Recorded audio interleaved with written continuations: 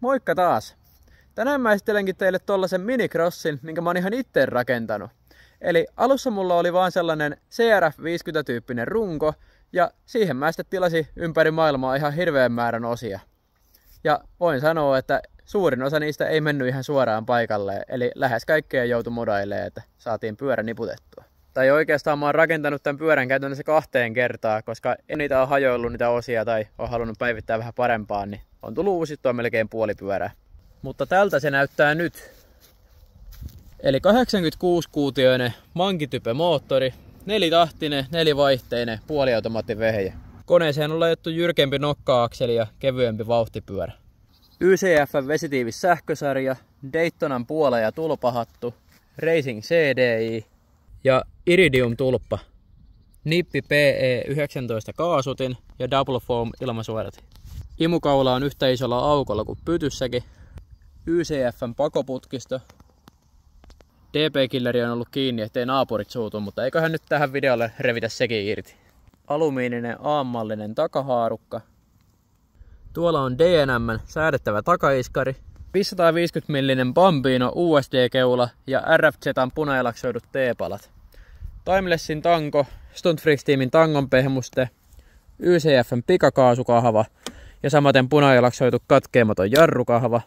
Käsitakajarrun puristin on jostain mönkiestä. Takana onkin 2 jarrusatulaa. Tuo 2-mäntäinen on käsitakajarrulle ja tuo 1-mäntäinen normaali jalkajarrulle. Tuon adapterin mä oon sinne tehnyt itse. Tuosta ja tuolta löytyy taas vähän lisää bling blingiä. Edessä YCF:n 2-mäntäinen satula. Ja kaikki letkut on tietysti teräspunosletkuja. Vahvistettu käynnistyspoljin. Taka- ja sivukatteet on CRF50 ja etumaski ja lokario YCF:stä. Niihin liimailtu sitten vielä Stunt Freaks -tiimin tarrasarja. YCF:n tankki ja matalanmallinen CRF50 satula. Vanteet on edessä ja takana 10-tuumaset. Takana on Delin 3,5 tuumaa leveä rengas ja eteen on tullut samanlainen 3-tuumasen. 428 ketjut ja rattaat, eli vähän järeemmä kuin perusmalleissa. Jarrupolkimeen on tehty tollanen jatkolevy, että on vähän kivempi käyttää. Tuntimittari tietysti löytyy. 84,4 tuntia. Pohjapanssari löytyy. Kaikki rungon hitsisaumat on vahvistettu. Ja tonne moottorin alle on tehty tuollainen ylimääräinen vahvikelevy, mikä sitten antaa ylimääräistä tukea moottorille ja jalkatappirungolle, ettei vaan pääse repeämään hypyissä. No, oliko tää nyt sitten järkevä projekti? Ei todellakaan. Oli niin järjetön homma kaikkien osien sovittamisessa. No tuliko sitä edes hyvä? No kyllä tuli. Ainoa pieni muutos, mitä mä tekisin, olisi löysempi jousi tonne takaiskarille, koska se on liian kova tämän painoiselle kuskille.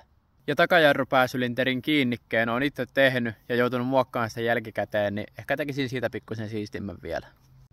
Mutta lyödään nyt sitten soundcheck vielä tulille. Nyt on DP-killeri irti. Ei muuta kuin käymään.